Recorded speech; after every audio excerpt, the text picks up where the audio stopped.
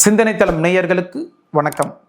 Gemini film circuit தயாரிப்பில் சுந்தர்சி இயக்கத்தில் விஷால், சந்தானம், வரலட்சுமி சரத்குமார், அஞ்சலி, Nitin Sathya, Sadagopan Ramesh, Manobala, Manivannan, R Sundararajan பெரிய நட்சத்திர பட்டாலுமே நடித்து இன்னைக்கு தியேட்டரில் ரிலீஸ் ஆகிருக்கிற படம் தான் மத கஜா ராஜா. இந்த படத்தினுடைய கதைக்குறி என்னென்னா, நண்பர்களுக்கு ஒரு பிரச்சனைன்னு வந்தால் அவங்கள காப்பாற்றுறதுக்கு நண்பன் தான் வருவான். இதுதாங்க கதை கரு. இதுக்கு இவங்க எப்படி கதையும் திரைக்கதையும் எழுதியிருக்காங்க அப்படின்னா, விஷால், சந்தானம், சடகோபன் ரமேஷ், நிதின் சத்யா இவங்க 4 பேருமே சைல்ட்ஹுட் ஃப்ரெண்ட்ஸு. ஒரே ஸ்கூல்லேயே படித்தவங்க. பெரியவங்களானதும் அவங்களோட உத்தியோக காரணமாக வெவ்வேறு ஊருக்கு போயிடுறாங்க அவங்க. இந்த இடைப்பட்ட காலத்தில் விஷால் வீட்டுக்கு ஒரு சந்தர்ப்ப சூழ்நிலையால் அஞ்சலி வராங்க. இவங்க 2 பேர்த்துக்கும் காதல் மலருது. இவங்க 2 பேர் வீட்லையும் அக்செப்ட் பண்ணாததுனால இவங்க பிரிஞ்சு போயிடுறாங்க.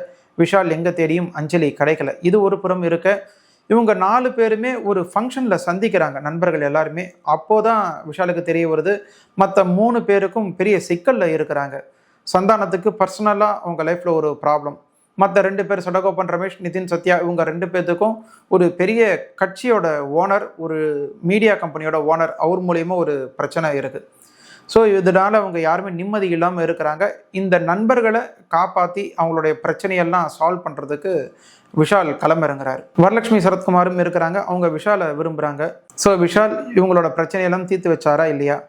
வரலட்சுமி சரத்குமாருக்கு விஷால் கிடைத்தாரா? விஷாலுக்கு அஞ்சலி கிடைத்தாங்களா? இதுதாங்க மீதி கதை. சிம்பிளாக இந்த படத்தை பற்றி சொல்லணும்னா, படம் ஆரம்பத்திலிருந்து முடிகிற வரை சிரிச்சுக்கிட்டே இருக்கலாம். அந்த மாதிரியான ஒரு படம். ரொம்ப வருஷம் ஆச்சு இதே மாதிரி படம் நடுக சிரிச்சு. அதாவது கலகலப்போடு முடிஞ்சு போச்சு. அதுக்கப்புறம் பெருசாக வரல. அரண்மனை கூட ஓரளவு தான் அந்த சிரிப்பெல்லாம் இருந்தது, தவிர்த்து இந்த அளவுக்கு கிடையாது. நமக்கு இந்த மசாலா கேஃபு கலகலப்புலாம் பார்த்த ஒரு ஃபீல் இந்த படத்தில் நிச்சயம் கிடைக்கும்.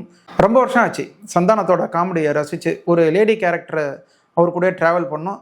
அதை ஒரு கவுண்டர் கொடுத்துக்கிட்டே இருப்பார். அதே மாதிரி சாமிநாதன் கேரக்டர், அஞ்சலி அவங்க ஃபாதராக வராரு.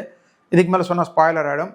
அந்த கேரக்டரை இவர் கவுண்டர் கொடுத்துக்கிட்டே இருப்பார். அதெல்லாம் ரொம்ப ரசிக்கலாம், கைத்தட்டி சிரிக்கலாம். மனோபலா, மனிதன் இறந்தும் நம்மளை சிரிக்க வச்சுட்டு இருக்காரு. இந்த படம் 2013 ரிலீஸ் ஆக வேண்டியது. ஏதோ சில காரணங்களால் அது அப்படியே உள்ளே கிடப்பில் இருந்து இந்த 2025 பொங்கலை முன்னிட்டு ரிலீஸ் பண்ணியிருக்காங்க. ஆனால் படம் பார்த்திங்கன்னா ரொம்ப ஃப்ரெஷ்ஷாக இருக்கும். அதாவது கதையெல்லாம் பழைய கதை தான், கண்டென்ட் எல்லாமே பழைய கதை, நம்ம பார்த்து செலுத்த கதையும் கண்டென்ட்டும் தான். ஆனால் அந்த ப்ரெசென்ட் பண்ண விதம் இருக்கு இல்லையா, சுந்தர்சி அங்கே தான் நிற்கிறாரு. சீனுக்கு போய் சீன் சிரிச்சுக்கிட்டே இருக்கலாம். நீ மனோபாலா இறந்தும் அவர் நம்மளை சிரிக்க வச்சுட்டு இருக்காரு. அதெல்லாம் தாங்க வரம். கிளைமேக்ஸுக்கு முன்னாடி ஒரு பெரிய போர்ஷனே இருக்கும் மனோபாலா வச்சு. அது இங்கே சொல்லலை, நீங்கள் தியேட்டரில் போய் பாருங்கள். ரொம்ப ஃபண்டாஸ்டிக்காக இருக்கும், சிரிச்சுக்கிட்டே இருக்கலாம். அப்படி ஒரு நடிப்பு மனோபாலா. அது அவரோடு மொட்டை ராஜேந்திரனும் சேர்ந்து ஒரு லூட்டி இருக்கும். நீங்கள் படம் பாருங்களேன். இது எல்லாமே ஒரு ஆர்வ மிகுதியில் நான் சொல்லிவிடுவேன். அது ரொம்ப ஸ்பாய்லர் ஆகிடும். தியேட்டரில் போய் படத்தை பார்த்து என்ஜாய் பண்ணுங்கள். இந்த படத்தில் நடிப்புன்னு நம்ம யாரையும் சிலாகித்து சொல்ல முடியாது. எல்லாமே அந்த கேரக்டரை இயல்பாக நடிச்சிருக்காங்க. அதே ஒரு பெரிய ப்ளஸ்ஸு. எல்லாருமே அதை சிரிக்க வைக்க ட்ரை பண்ணியிருக்காங்க. ஸோ இதெல்லாம் நல்லா ஒர்க் அவுட் ஆகிருக்கு. இல்லை யாரை சொல்கிறது யாரை விடுறதுனே தெரியல. ஆர் சுந்தரராஜன் 2-3 சீன் தான் வந்திருப்பார், நல்லா நடிச்சிருப்பார், நல்லா சிரிக்கும் வச்சுருப்பார். மணிவண்ணனும் 2-3 சீன் தான் நல்லா நடிச்சிருக்காரு. அவரோட சீனில் பாதிக்கு மேலே வேற ஒருத்தர் டப்பிங் கொடுத்துருக்காங்க, அது நம்மளால் புரிஞ்சிக்க முடியும். ஆர்யா ஒரே ஒரு சீன் தான் சிரிக்க வச்சுருப்பார். அப்புறம் லுல்லு சபா மனோகர். ஸோ இப்படியே சொல்லிகிட்டே போகலாம். யார் யாரும் ஒரு சீன் கொடுத்துருக்காங்களோ அவங்க எல்லாமே நல்லா நடிச்சிருப்பாங்க. இந்த படத்தில் மிகப்பெரிய ப்ளஸ்னா ரிச்சர்ட் நாதனோட சினிமாட்டோகிராஃபி தான் சொன்னோம். ரொம்ப கண்ணில் ஒத்திக்கிறமாக இருக்குது. நல்லா காட்சிப்படுத்தியிருக்காரு. கிராமத்தை காட்டுறதாகட்டும், சாங்ஸ் எடுத்த விதம், லைட்டிங்கு, அந்த கலர் கரெக்ஷன்லாம் ரொம்ப பர்ஃபெக்டாக இருக்குது. ரொம்ப ஃப்ரெஷ்ஷாக இருக்குது. அதாவது 13 வருஷத்துக்கு முன்னாடி எடுத்த படம் மாதிரி அது இல்லை. அதுதான் சினிமாட்டோகிராஃபியோட ஹைலைட். மியூசிக் விஜய் ஆண்டனி அவரும் நல்லாவே பண்ணியிருக்காரு. அதாவது அந்த 13 வருஷத்துக்கு முன்னாடி என்ன ஒரு ஃப்ளேவர் இருந்ததோ அதுதான் கொடுத்துருக்காரு. இப்போவும் நம்ம என்ஜாய் பண்ணலாம். தியேட்டரில் என்ஜாய் பண்ணலாம். டான்ஸிங் நம்பர்ஸ் தான். 2 நாளைக்கு ஒரு எவர் கிரீன் சாங்ஸ்லாம் கிடையாது. தியேட்டரில் நீங்கள் என்ஜாய் பண்ணலாம். அந்த மாதிரியான ஒரு மியூசிக் தான். எடிட்டிங் பிரவீன் கேஎல், ஸ்ரீகாந்த் இவங்க பண்ணியிருக்காங்க. கச்சிதமாக இருக்குது எடிட்டிங். எங்கேயுமே ஒரு எக்ஸ்ட்ரா கட் அந்த மாதிரிலாம் கிடையவே கிடையாது. நீட்டாக இருக்கும்.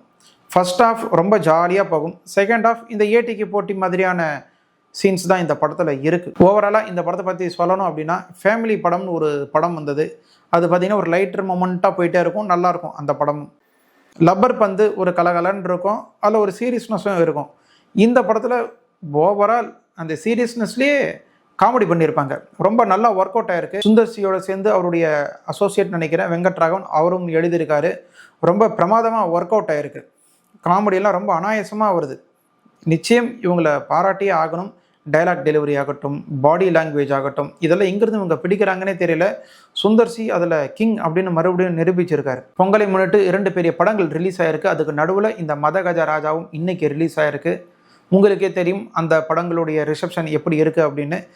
இந்த படம் நிச்சயமாக உங்களை சிரிக்க வைக்கும், வயிறு குலுங்க சிரிக்க வைக்கும். நீங்கள் தாராளமாக தியேட்டரில் போய் பார்த்து என்ஜாய் பண்ணலாம். அந்த மாதிரியான ஒரு படம் இது. இந்த படத்தில் சில இடங்களில் டபுள் மீனிங் வசனமும் இருக்குது, அதீத கவர்ச்சியான சீன்ஸும் இருக்குது. ஸோ அதெல்லாம் நீங்கள் மைண்டில் வச்சுக்கணும். ஸோ நேயர்களே, இந்த வீடியோ உங்களுக்கு பிடிச்சிருக்கும்னு நான் நினைக்கிறேன். பிடிச்சிருந்தால் லைக் பண்ணுங்கள், ஷேர் பண்ணுங்கள், கமெண்ட் பண்ணுங்கள். நம்ம சிந்தனை தளம் சேனலை சப்ஸ்கிரைப் பண்ணாதவங்க சப்ஸ்கிரைப் பண்ணுங்கள்.